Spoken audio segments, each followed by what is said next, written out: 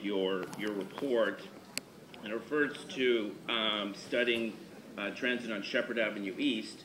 I'm also looking at the directive of council from February the 8th, 2012, and Sheppard had always been envisioned from Downsview in the west to Scarborough Civic Center in the east. I'm just wondering at what point you renamed your mandate. Well, the panel agreed right from the beginning to focus on Sheppard Avenue East. We considered Sheppard Avenue West at various points in time in our discussion.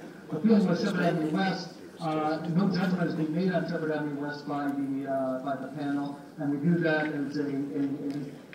as a separable issue that could be discussed independently of Sheppard Avenue East, where the alternatives were clear and needed to be sorted out. Sheppard West is, in my view, and I think the panel's view, an independent decision. One of the reasons we're here today is because many years ago we built a partial subway from Yonge and Sheppard to Don Mills Station. The problem is you can't run a transit system without complete seamless transit lines.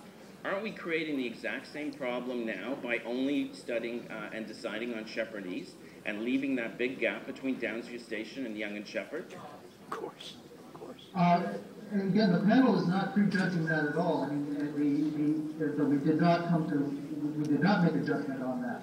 And so it may well be the case that it makes a lot of sense to build that Sheppard West. But that decision can and should, I think, stand on its own regardless of what we do on Mills East on Sheppard. I don't think any decision made today would jeopardize making a decision on Sheppard West in the future. Well, we're opening up a new subway line in Vaughan in 2015, and it'll create enormous north-south pressures from new commuters coming down. Could you argue that if your report had actually looked at the Downsview to Sheppard line, you would be running commuters across that line, the only really east-west seamless subway line above Bloor, and in fact your ridership numbers for Sheppard Avenue East would be much more enhanced and would create a better model for subway building. Again, Sheppard West is a connection in the network that made well sense, and certainly to create those sorts of flows may well be a useful thing to do. The panel did not consider it in detail, so I can't comment further. But what I'm trying to say are your numbers, without calculating increased ridership in our new subway line in 2015 and creating a continuous seamless subway line along Sheppard, wouldn't the numbers then justify subway from Don Mills to Scarborough Civic Center? I mean, there were some ridership numbers presented with the Sheppard West line included. Certainly they did lead to an increase in ridership. But again, I think the key question today is what to do with Sheppard Avenue East. And the fact is that subway will tip off of Sheppard to Scarborough City Center and doesn't provide the same connectivity along all of Sheppard East. I think one of the challenges here is we're looking at two different routes that will have different impacts, each in their own way, positive to greater or lesser extent. But either will feed and could be supportive of a Sheppard West line when that comes up for consideration. I'm not going to belabor the point, although I think I already have. Aren't we following the old traps of transit building, where we don't have a strategic long-term vision across the complete line, but a hodgepodge, which commuters, when they see the transferring, in other words, they'll have to get on the bus at Downsview, they'll have to get on the subway at Yonge and Sheppard, then they'll have to leave the subway and get on an LRT at Don Mills. I mean, I take transit all the time. There is no way I would put myself through that kind of transit grief. Do you think we're being fair to commuters? I agree with you that what we need is to build a comprehensive transit network for the city, and sort of minimizing transfers where we can is an important thing.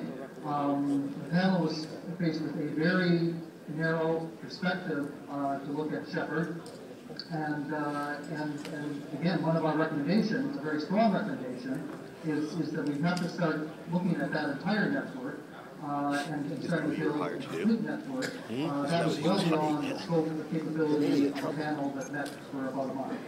Okay, that's your last question. All right, people in the corner there, Councillor Stintz, Councillor Matlow, can you please keep it down? It's very noisy. If you want to have a conversation, can you please take it to the back? Send them to the cafeteria. It's hard to hear, especially when we're trying to listen to the questions and answers. Okay, our next question is Councillor Kelly. Thank you, Speaker. Professor Miller, a number of people listening to your responses have concluded that more than anything else, you're offering opinions rather. Yeah, okay, let's put everybody in. All right, we're going to put everything on hold for now because it's hard. Good. Councillor Matlow. Hello there. Adjourn the meeting. It's hard to hear. Of course, adjourn the meeting. Yeah? Can I ask the media to keep it down, please? It's your deputy mayor. Councillor Carroll, members of council, please. Okay. Well, then, if it's Councillor Mamlidi, Councillor Carroll, you should be sitting in your seat then. Oh, okay. Yeah. Okay. Councillor Kelly, do you want to start your question? Would you please start my time over again? Yes, I'll start it over again. Okay, Councillor Kelly. Thank you. Professor Miller, can you hear me? We need a viable subway. Not too well. Can you hear Councillor Kelly? Senora Miller. Write him a letter. Professor, a number of the people who have been listening to your responses to the questions to date feel that you're offering opinions rather than hard data. And in your presentation last Friday, you said the argument should be decided on the data. Is that correct? What you just wrote here? We looked at all the data we could and came to our opinions based on the data. Okay, so let's try and keep our relationship data-based then. Rapid transit is called rapid because it's fast. Of the two options, LRT and subways, which one is the faster option? There's somebody there. Well, I think I've answered that question several times. Well, if you would. Station to station, in terms of actual travel speed, the subway is definitely faster. And would it be fair to say? And that's where it gets earlier, closer stop stations. But would it be fair to say that the LRT would it be? Would it, LRT will typically be a bit slower door to door, probably than subways. well, 75% of the riders of the TTC today are bused to the line. So we'll assume that is a given for both LRT and the subway. But you've concluded subways are faster. And would you conclude as a result of that faster speed that subways have a better opportunity of taking cars off the road and effectively meet the challenge, the economic challenge that traffic congestion poses today? Bus access. Yes or no, sir? Okay, Mr. Miller, if you can just answer yes or no because it's hard. The large part of northeastern Scarborough that will not be improved. Is this a city or should have been here? Would Professor, large number of people will have to get to the subway first. I'm not talking about traffic. Okay. Miller. Okay, Councillor, just one moment, put your time. Councillor Thompson. You forgot who's speaking. Yes. Madam Speaker, thank you. Madam Speaker, I realize this is an extremely important matter. Dr. Miller is trying to hear the questioning from questioners. We have a large audience of people that are here wanting to hear the questions, want to hear the response. I do think it's such an important issue for the city that we should be courteous to offer the opportunities of those who are asking questions to be able to ask those questions so Dr. Miller can respond and that we can all hear the questions. We're not able to do that at this point. And I think, Madam Speaker, I'd like to ask you to get order in the chamber so we can, in fact, hear this very important discussion and questions so as to help us to form our opinions. Please. Okay, and Councillor Thompson, as you know, I've tried numerous times. The only thing I could suggest, okay, Councillor, is if we can have security go up and ask everyone at the top to be removed, including the media, because it's too noisy. And there's too many people standing up there being interviewed, and it's way too noisy. Professor Miller, I'm attempting Okay, just one sec, Councillor Kelly. I've got your time on hold. Thank you. Nice time on hold. Okay, so if this does continue, then we're going to have to ask the media to leave. Okay, Councillor Kelly. Professor Miller, I'm looking for answers that are very precise and hopefully short, because I only have 5 minutes within which to ask you these questions. My first question is, which is faster, LRT or subways? In a long, involved way, you agreed that subways are faster. My second question would be, of the two options, which of them has the higher operating costs over the life cycle of the technology, subways or LRTs?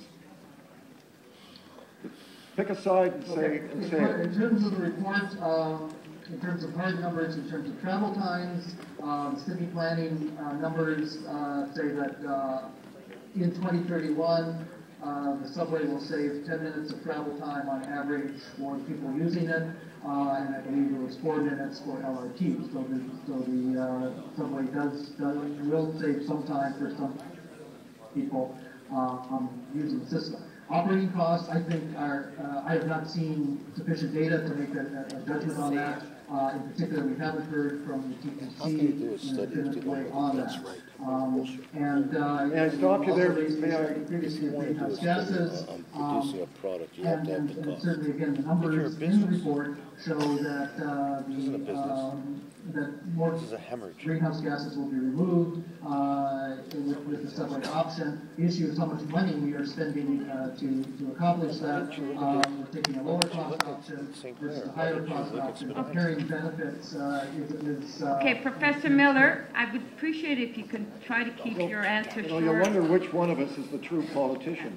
Okay, if I can have members of the public, no applause, please. Third time. It's quiet for everyone. Okay, Which Councillor of Kelly. the two options by 2031 will be carrying the larger number of passengers?